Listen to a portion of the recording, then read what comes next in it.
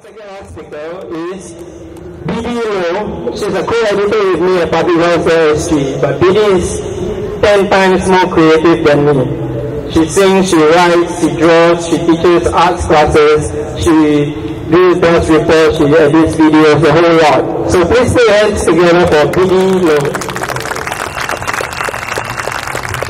Thanks, Andrew, for raising expectations in an already very tense situation for me. Good evening, everyone. Do pardon me, this is my first time on stage speaking, so if I fumble, do forgive. Oh, thank you.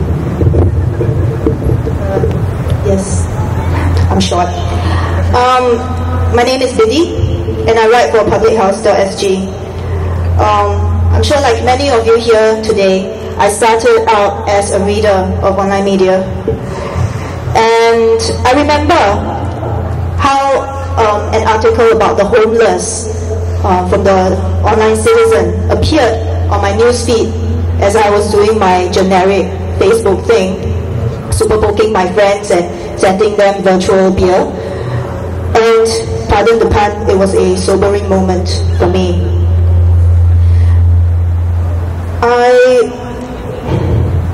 I was later inspired by another story of the foreign workers situation here, and I stepped out of my comfort zone and became a volunteer. And from there, my path up to the stage took on a very organic path. I joined the Public House team, and I don't consider myself a writer, an intellectual, or an academic in any way. I wondered how I could contribute, but I realized that I could contribute just by experiencing firsthand and interacting with people of interest that the mainstream media would never report on.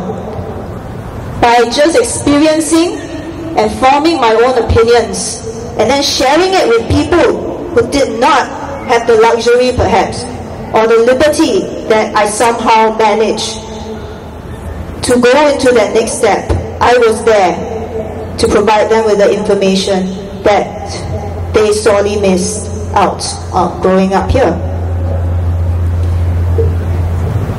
As much as I gave, I received tenfold from the community.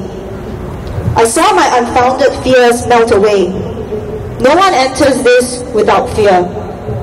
But to know, to feel so empowered and to not feel fear anymore is something that I cherish dearly. And the travesty of my old ignorance was also redressed. This is not something you turn back to, ever. I am immensely proud to be part of this team. We are one of many websites and blogs online who strive to report fearlessly and truthfully as we can, because we believe that's what Singapore needs, a wide range of opinions and perspectives to encourage critical and independent thinking.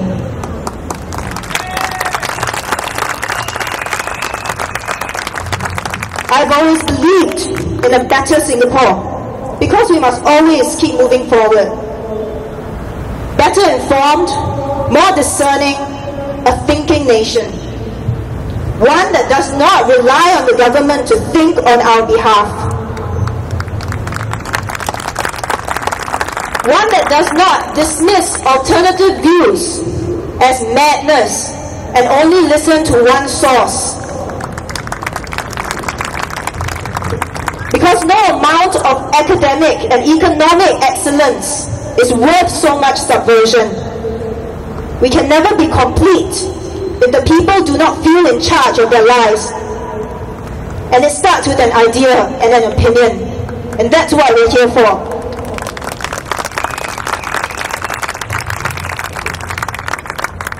MDA. And the government, so eager to paint us as an unruly, petty bunch of people. Stupid enough to go against them. Driven by nothing but small, minuscule reasons. I am here to state unequivocally that that cannot be further from the truth. It is impossible to paint us all with one broad stroke, and it is offensive, severely offensive to everyone who has worked so hard without pay, contributing their time, contributing their money, contributing their effort to make this work today. Shame on you.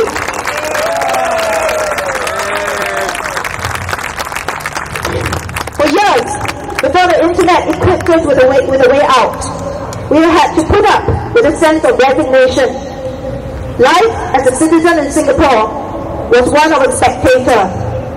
We look from outside in. They tell us what to do, we do it. We had no outlet, and whatever outlet we had, it had no consequence.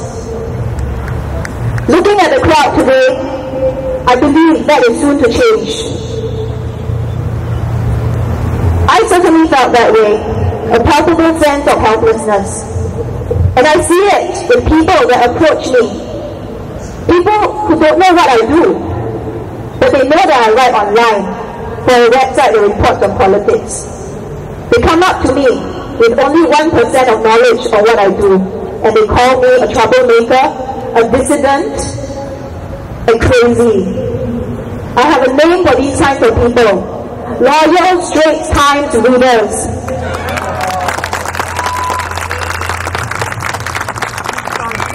Because I do the music section, man. I don't even do that many political stories, so that's ridiculous. At the end of the day, I don't really care about taking sides, because this is bigger than Singapore politics. It's about making the most of the life we have and being able to impart with confidence the values and ideals that we believe in, of truth and honesty. We are taught as children of the importance of such values. We are encouraged to dream and have a sense of wonder. Yet, we grow up into a world where these values are trampled on, where information is distorted to suit the government's agenda, where we learn to accept the reality handed to us as final and inalterable.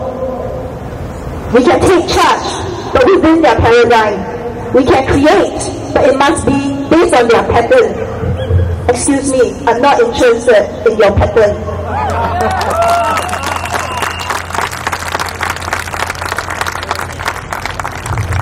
This licensing regime introduced by the MDA has stirred up a lot of emotional and fundamental anger in me and a lot of other people. Not just the ruling itself, it has been iterated enough today. It's also about how it has been dropped on us without consultation, without parliamentary debate. A friend expressed his surprise that such an unprecedented regime can just be put in place so easily. I jokingly replied, they like to build expressways so much, they built the biggest one over Parliament, so that they can drive through whatever now they want over the heads of our elected MPs.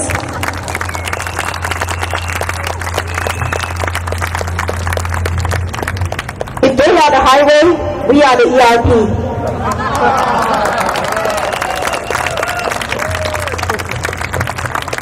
We as a group who believe in an inclusive and engaged Singapore cannot abide with such an offensive and intrusive law.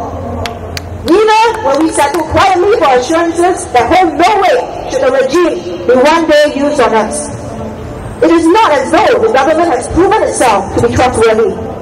And given the vague terms of the ruling thus far, and the lack of concrete answers to our questions, we are more confused than ever. Trust is earned, confidence is built. This is what I teach kindergarten kids.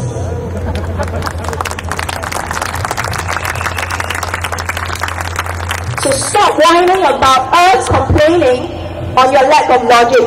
You may have the power to impose this law into our constitution, but you cannot impose your lack of logic into our awakened consciousness.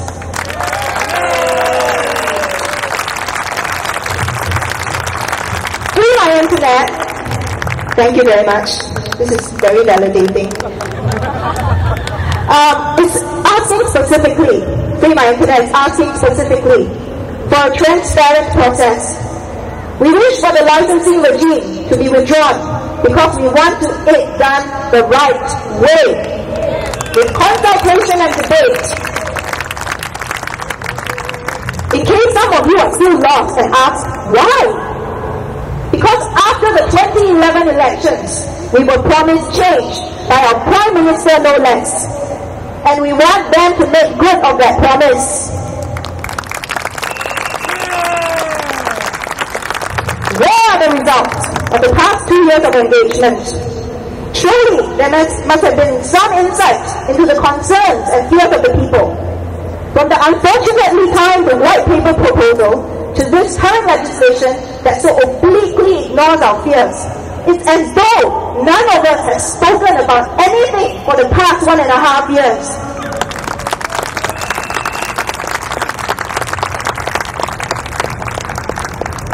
But I don't blame the government.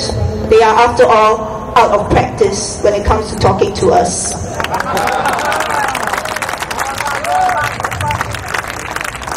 Perhaps then, they should just go back and revise on their comprehension skills rather than repeatedly imposing codes of conduct and ridiculous laws on us. We are doing fine.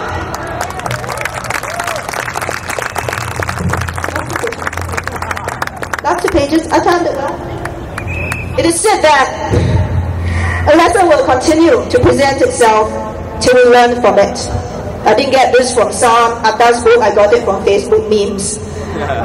This is such a chance, Singapore. And I am heartened that with each opportunity we get to speak out, more are finding their voices. Thank you very much. We have come together today in solidarity to show that this liberty we enjoy is not a liberty we take for granted.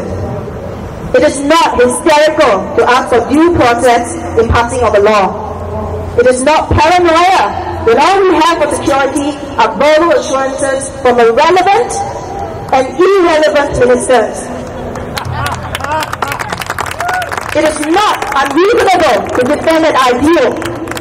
Yes, we want to read the right things. But first, let's keep the internet free and mix the mainstream media. Thank you.